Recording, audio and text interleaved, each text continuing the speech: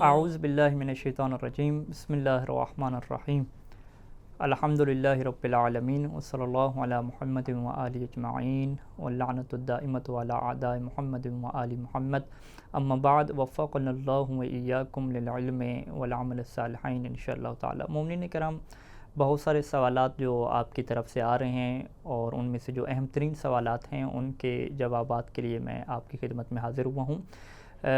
پہلا سوال تو یہی ہے کہ یہ ادارہ کیا ہے اور اس کا ہدف اور مقصد کیا ہے، کون اس ادارے کو چلا رہا ہے، میراث انبیاء انسٹیٹیوٹ کا کیا تعارف ہے، اور دوسرا جو اہم ترین سوال ہے کہ یہ جو حوزوی سسٹم ہے، یہ جو ہمارا کورس ہے، یہ کیا ہے، اس کا نصاب کیا ہے اور ہم نے کیوں پڑھنا ہے، اس کا ہدف کیا ہے، اس کا مقصد کیا ہے اور ہمیں اس سے حاصل کیا ہوگا۔ ان سوالات کے جواب ہم آپ کی خدمت میں عرض کریں گے اور آپ بھی اس کو غور سے سنیں اور سمجھنے کی کوشش کریں کہ آخر یہ حوزوی سسٹم کیا ہوتا ہے، مدارس کا نظام کیا ہوتا ہے اور ہمارے علوم کا سسٹم کیسے چلتا ہے۔ سب سے پہلے تو یہ بات آپ کے لیے واضح ہونی چاہیے کہ یہ جو ادارہ ہے میراث انبیاء انسٹیٹیوٹ، یہ میراث انبیاء کی میراث، انبیاء نے اپنی میراث جو ہے وہ علم کو قرار دیا ہے، وہ علم کے جو دنیا کو فائدہ دیتا ہے، کہ جس میراث میں پھر وہ میراث کے فقہی قوانین نہیں ہوتے کہ آپ کا بیٹا ہے، آپ کا پوتا ہے تو وہی میراث پائے گا، نہیں، یہ ایک ایسی میراث ہوتی ہے کہ جو لوگوں کے فائدے کے لیے چھوڑ دی جاتی ہے کہ لوگ اس چیز سے فائدہ اٹھاتے ہیں۔ یعنی انبیاء نے اور ائمہ اہل بیت علیہم السلام نے بھی اسی بات کے اوپر زور دیا ہے کہ آپ جب دنیا سے جائیں تو امت کے لیے، لوگوں کے لیے ایک ایسی چیز چھوڑ کر جائیں جو سب کو کیا فائدہ دے، اور وہ چیز کیا ہے، علم ہے۔ علم ہی وہ نور ہے، علم ہی وہ نعمت ہے، علم ہی وہ رحمت ہے کہ جس سے امتیں جو ہے وہ سنورتی ہیں، امتوں کی جس سے ترقی ہوتی ہے، جس سے معاشرہ بنتا ہے۔ تو میراث انبیاء انسٹیٹیوٹ یعنی انبیاء کی جو میراث ہے، جو علم ہے، اس کے لیے ادارہ بنایا گیا کہ جس ادارے کا مقصد یہ ہے کہ وہ لوگ کہ جو دور دراز علاقوں میں موجود ہیں، اردو جاننے والے ہیں، اردو سمجھنے والے ہیں اور چاہتے ہیں کہ ہم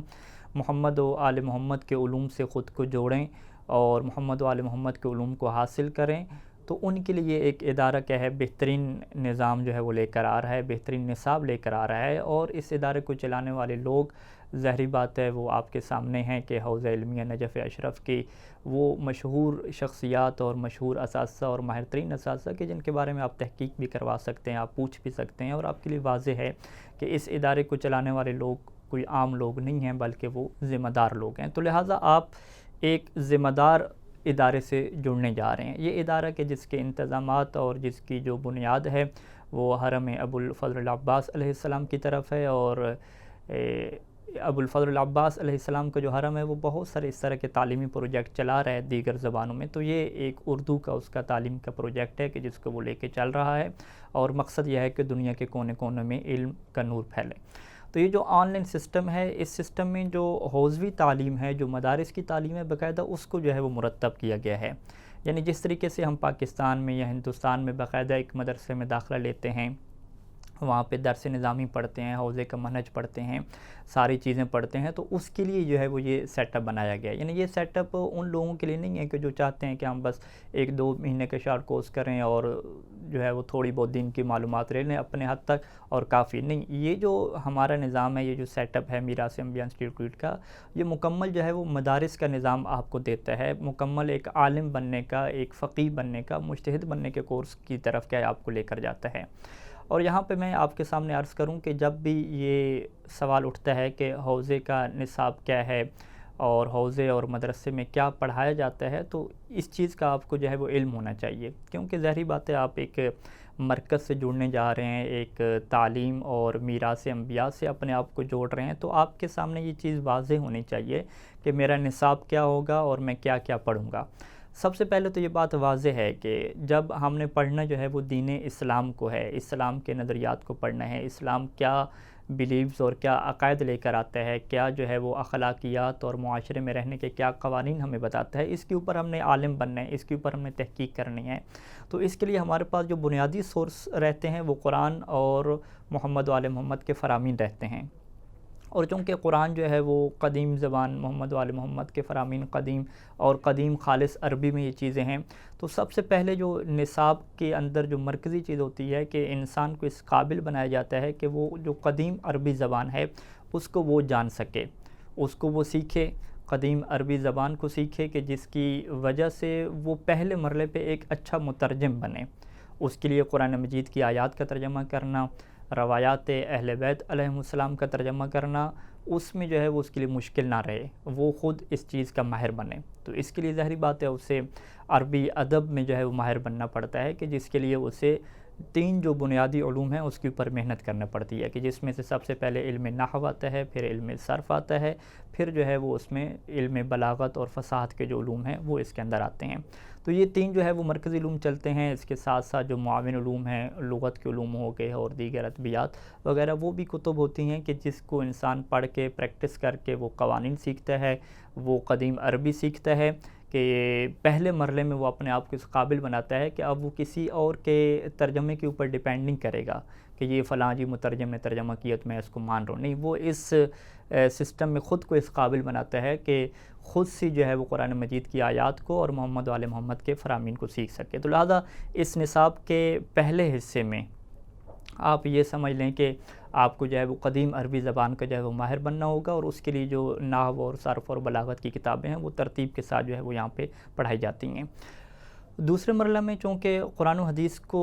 ہم نے ترجمہ کر لیا، قرآن و حدیث کا ترجمہ کرنے کے بعد ظاہری بات ہے اس کو ہم نے سمجھنا ہے، اس سے ہم نے استدلال کرنا ہے، تو اس کے لیے ہمیں علم منطق کی ضرورت پڑتی ہے، کہ علم منطق آ کے ہمیں استدلال سکھاتا ہے کہ اس طریقے سے ہم ایک دلیل قائم کریں تاکہ ہم قیاس سے بچ جائیں، تاکہ ہم استحسان سے بچ جائیں، اور ہماری دلیل ایک پختہ دلیل ہو کہ جس میں ہم جو ایک ذاتی رائے ہوتی ہے اس سے ہم بچ جائیں، اور وہ وہی بات ہو کہ جو اہل بیت علیہم السلام سمجھانا چاہتے ہیں، جو اللہ تعالیٰ اپنی آیات کے ذریعے سے امت کو بتلانا چاہتا ہے، اس سے ہم صحیح استدلال کر کے آگے تک پہنچ سکیں۔ تو اس کے لیے علم منطق کی ہمیں ضرورت ہوتی ہے کہ جو ہمیں استدلال سکھاتا ہے، صحیح طریقے سے فکر اور سوچ و بچار کرنا سکھاتا ہے۔ اور اسی کے ساتھ ساتھ چونکہ قرآن مجید کی آیات محکم ہیں، متشابہ ہیں، روایات میں اس طریقے سے محکم، متشابہ، مطلق، مقید اور بہت ساری چیزیں ایسی ہیں کہ جن کو آپس میں جوڑ کے جو ہے وہ ہمیں نتیجہ نکالنا پڑتا ہے۔ تو اس کے لیے ہمیں جو ہے وہ علم اصول فقہ کی ضرورت پڑتی ہے، اور علم اصول فقہ کے وہ قوانین ہمیں دیتا ہے کہ روایات اہل بیت علیہ السلام سے کیسے کیا ہے آپ نے چیزوں کو جو ہے وہ نکالنا ہے۔ تو یہ 2 علوم ہو گئے، علم منطق اور علم اصول فقہ کے، جو ہمیں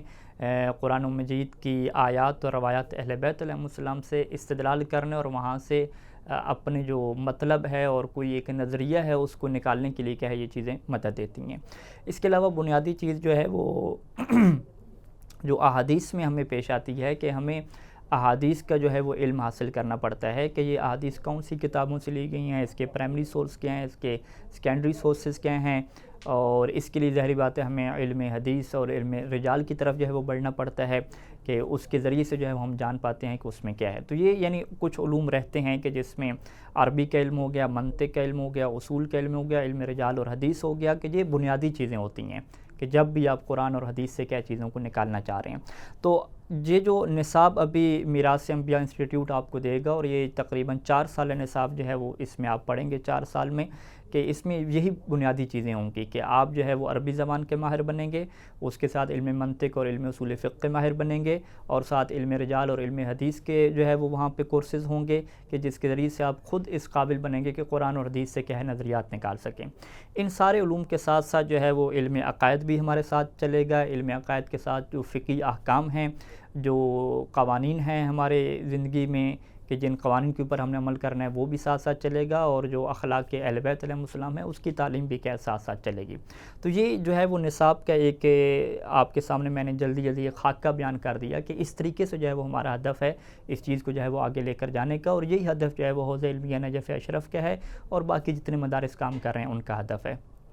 اور اس میں جو آن لائن سسٹم میں نظام بنایا گیا ہے کہ دروس روزانہ کی بنیاد پہ آپ کو بھیجے جائیں گے، اور پھر اس کا ایک امتحان کا سسٹم ہوگا کہ جس کے ذریعے سے آپ اپنے آپ کو چیک کر سکیں گے کہ میں کتنا قابل ہو چکا ہوں اور کتنا میں سیکھ چکا ہوں۔ تو یہ ساری چیزیں جو ہے وہ جو میراث انبیاء کے جو ہے وہ گروپس ہیں اور جو کمیونٹی ہے اس میں یہ چیزیں کیا شیئر ہوتی رہیں گی۔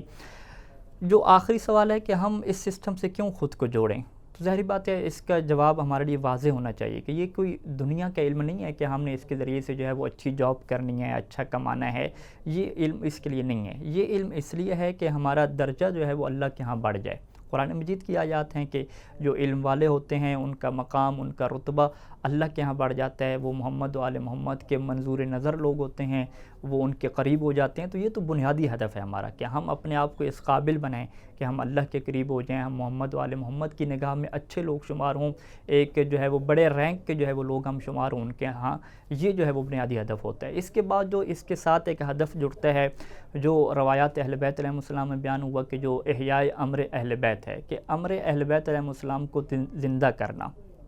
دنیا میں محمد و آل محمد کے علوم کو پھیلانا، محمد و آل محمد کی تعلیمات کو، ان کی افکار کو، ان کی فلسفی کو دنیا کے سامنے رکھنا، پھیلانا۔ اور یہ اتنی اہم چیز ہے کہ امام رضا علیہ السلام نے فرمایا تھا کہ اگر ہمارے کلام کی خوبصورتیاں اور ہماری افکار اگر لوگوں تک پہنچ جاتی ہیں تو وہ خود بخود پھر ہماری پیروی کرنے لگ جائیں گے، ہماری طرف آ جائیں گے۔ لیکن اس کے لیے پہلے مرحلے میں ہمیں خود اس قابل بننا ہوتا ہے کہ ہم اس قابل بنیں کہ محمد و آل محمد کے نظریات کو، ان کی افکار کو، ان کی جو فلسفی ہے ان کو ہم خود سمجھ سکیں۔ تو وہ سمجھنے کے لیے ظاہری بات ہے سارے نصاب سے ہمیں گزرنا پڑتا ہے، تب جا کے جو ہے وہ ہم اس قابل بن سکتے ہیں۔ تو لہٰذا اس علم دین کا ہدف کیا ہے کہ اپنا رتبہ اللہ کے ہاں بڑھانا، محمد و آل محمد کی نگاہ میں خود کو بلند کرنا ہے، اور ساتھ ہی جو ہے وہ علوم محمد و آل محمد کو پوری دنیا میں نشر کرنا ہے، افکار اہل بیت علیہ السلام کو دنیا کے سامنے رکھنا ہے، اور ایک امام زمان علیہ السلام کا سپاہی بننا ہے کہ ہم ان کے مشن کو، ان کے ہدف کو دنیا کے سامنے کھول کے رکھیں کہ آخر دنیا کو ہم بنانا کیا چاہتے ہیں، اور دنیا میں کس طرح سے ہم قوانین کو لے کر آنا چاہتے ہیں، اور دنیا کے اندر جو انسان زندگی گزار رہے ہیں کس طریقے سے ہم ان کو جو ہے وہ ان کے خالق کے ساتھ، ان کے مالک کے ساتھ جو ہے وہ جوڑنا چاہتے ہیں۔ تو یہ ایک چند چیزیں ہیں کہ جو بنیادی طور پہ آپ کے سامنے کلیئر اور واضح ہونے چاہیے۔ اس کے بعد پھر مختلف سوالات ظاہری بات ہے گروپ میں آتے رہتے ہیں، تو وہاں پہ گروپ میں کیا سوالات کے جوابات انشاءاللہ